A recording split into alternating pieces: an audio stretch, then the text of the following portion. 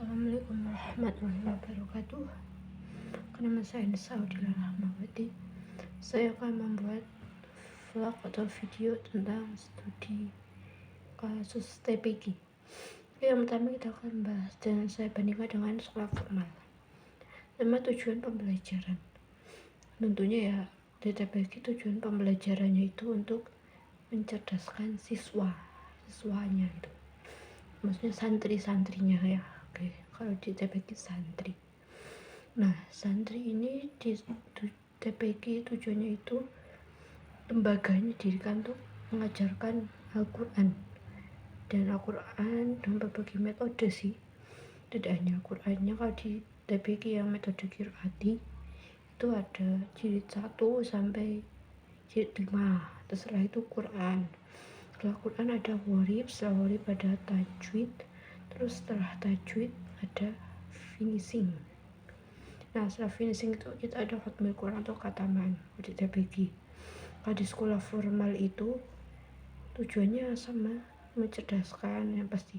Tapi kalau di sekolahan itu lebih ke ilmu umum untuk pengajarannya. Ada bahasa Indonesia, matematika, IPA, IPS itu di semua sekolahan SD.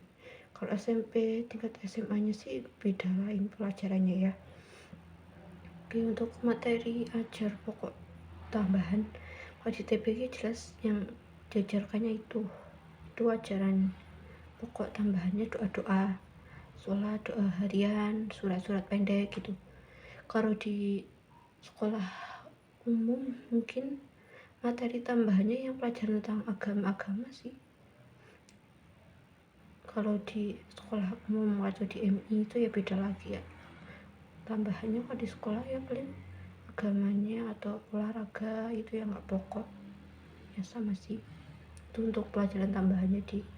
Terus kegiatan murid, kalau kegiatan di TPQ kegiatan santrinya ya ngaji bareng, terus setelah itu maju satu-satu ke ustadzahnya, disimak bener nggak bacaannya, kalau baik bener ya naik jilid selanjutnya, kalau salah ya belum, masih ngaji halaman yang sama.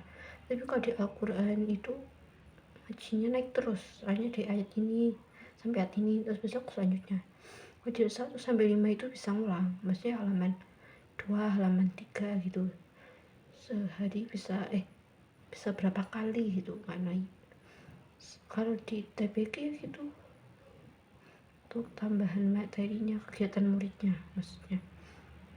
Terus kalau masuk pulang, kalau di sekolahan umum itu kalau di sekolahan umum kegiatan muridnya ya itu pasti belajar, mendengarkan guru menerangkan, menggarap tugas LKS. Terus lebih banyak sih kegiatannya kalau di sekolah, ada olahraga juga. Terutama di sekolah, kalau di TPQ enggak ada. Terus untuk masuk dan jam pulang, untuk di sekolahan di TPQ itu jam masuknya itu ya beda-beda sih.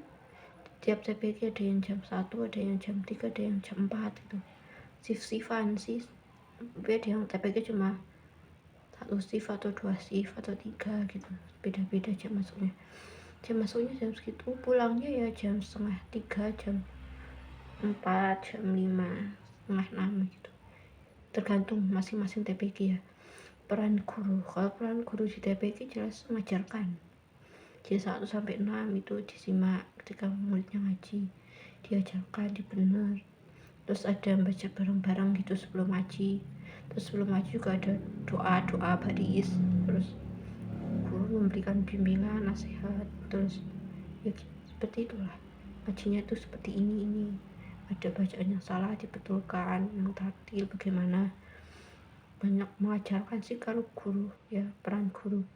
Evaluasinya ya keadaannya kira-kira itu efektif enggak pengajaran seperti ini. Di setiap sekolah ataupun TPQ itu pasti ada perubahan atau perompakan, evaluasi dari tahun-tahun sebelumnya gitu. Kegiatan yang seperti ini seperti apa, jadi nanti akan dievaluasi atau bisa dirubah. Kalau misalnya ini kok kayak gini ya, kok nggak efektif, kita cari yang lebih efektif bagaimana. Contohnya kalau di sekolahnya gitu sih paling efektif jamnya, pengajarannya. guru metode mengajarnya seperti apa. Kalau TPK ya itu efektifnya kemarin itu ada TPK itu ada ada jilid 1 sampai jilid 6, tapi sekarang udah dirubah. Di TPK hanya jilid 1 sampai jilid 5.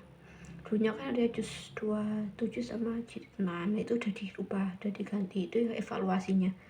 Maksudnya lebih efektif itu yang jilid 1 sampai jilid 5 di TPK ngajinya gitu.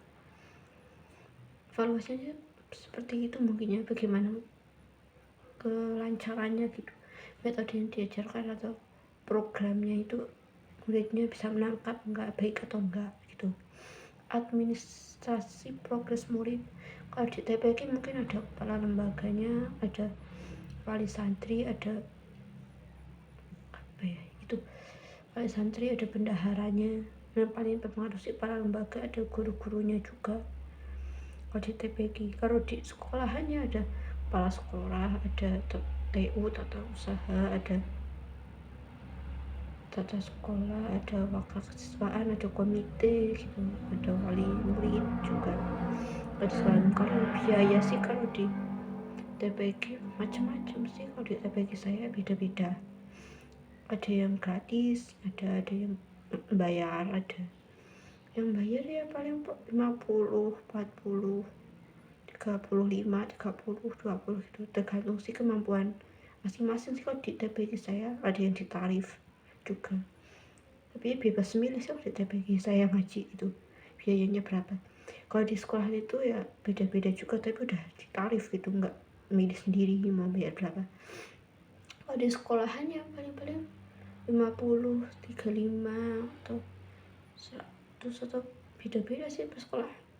Kalau sesuai peraturannya lah, kira-kira SPP-nya itu di sekolah sebelumnya berapa untuk pembangunan gitu. Kalau di TPK ya itu untuk bayar gurunya juga, untuk beli perlengkapan apa gitu. Kalau di sekolah juga sama, untuk pembangunan, untuk perlengkapan bangun apa, untuk sarplasnya, sarana prasarananya apa di TPK. Di sekolahan umum juga sama, sarana dan prasarananya itu seperti apa gitu. Ya beda-beda sih ya, tergantung juga dari masing-masing lembaganya mengaturnya seperti apa, seperti itu. Oke, terima kasih. Mungkin ini blog saya yang bisa saya sampaikan, semoga bermanfaat. Mohon maaf apabila ada kesalahan. Terima kasih. Assalamualaikum warahmatullahi wabarakatuh.